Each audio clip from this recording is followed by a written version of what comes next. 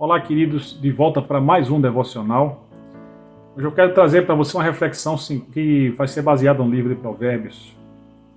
Eu li nesse livro, Provérbios para uma Vida Feliz, de Alessandro Rocha, que a arte de viver começa a ser percebida quando aprendemos a desembrulhar os presentes que a vida nos oferece e quando conseguimos presentear com sentimentos perceptíveis os seres que amamos. Em tempos difíceis, como é oportuno pensarmos em como a vida pode ser mais doce e aquilo que nós podemos fazer para tornar a vida mais doce. Dentre essas coisas que nós podemos fazer se encontra o presentear.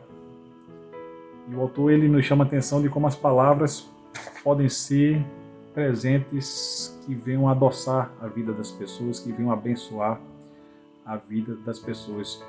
Bem ao estilo daquele que se encontra escrito no texto de Provérbios, lá no capítulo 16, no versículo 24, que nos diz que as palavras agradáveis são como um favo de mel, são doces para a alma e trazem cura para os ossos.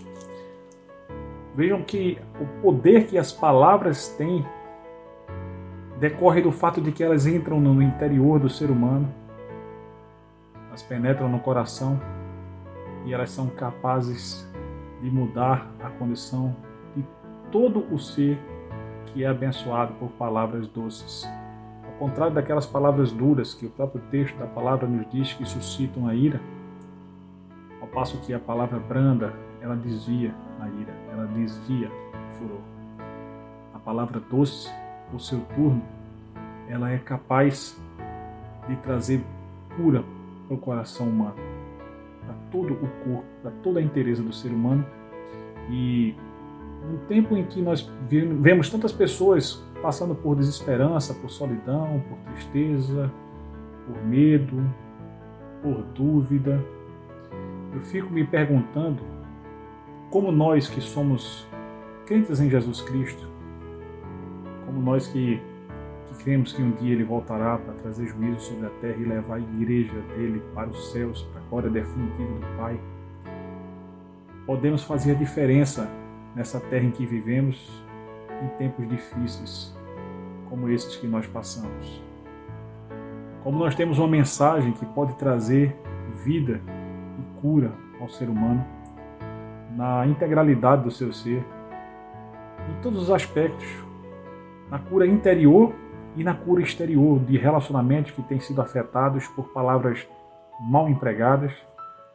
Às vezes a pessoa ofendida, por exemplo, ela passa muito tempo e gasta muita energia quando planeja a sua própria vingança de como retribuir o mal com o mal.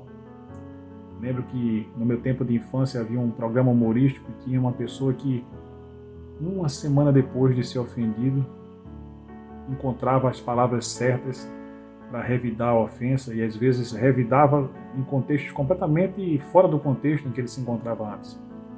E pessoas que não tinham nada a ver com aquela primeira situação ouviam aquele desabafo, aí ele explicava que na hora ele não soube como responder, mas agora sim. Apesar daquilo ser um quadro humorístico, isso realmente fala um pouco de como o ser humano ele guarda no seu coração aquilo que não serve, aquilo que é descartável, aquilo que lhe faz mal. Eu queria convidar você hoje a colocar no seu coração o propósito de abençoar e ser abençoado com palavras. Como a palavra de Deus, que mesmo quando ninguém nos valoriza, a gente olha para o Salmo 139 e a gente percebe que Deus nos fez de um modo assombrosamente maravilhoso, que o Senhor, mesmo antes da gente nascer, Ele já reconhecia o nosso valor quando nos encontrávamos na barriga das nossas mães, nas barrigas das nossas mães. Que coisa linda! Percebemos o amor de Deus, o valor que Ele nos dá, e Ele expressa isso através da sua palavra. E você, como tem expressado o seu amor pelas pessoas? Como você tem expressado o valor que você dá para elas? Você tem sido tímido, tímida? Você tem retido um elogio? Ou você tem revidado uma ofensa? De que forma você tem feito uso? Você que é sal e luz e que vive assim como eu em tempos muito difíceis, de que forma você tem feito uso da sua língua como instrumento de bênção ou como instrumento de destruição. Queria que seu coração hoje se enchesse de doçura, porque a palavra de Deus, ela é a fonte inesgotável da paz que o ser humano precisa para enxergar graça, para enxergar nessa realidade de desesperança que o mundo todo vive. A esperança de tempos em que seremos contemplados com a presença gloriosa do nosso Deus, receberemos as recompensas pelo modo como nós vivemos e também por aquilo que falamos.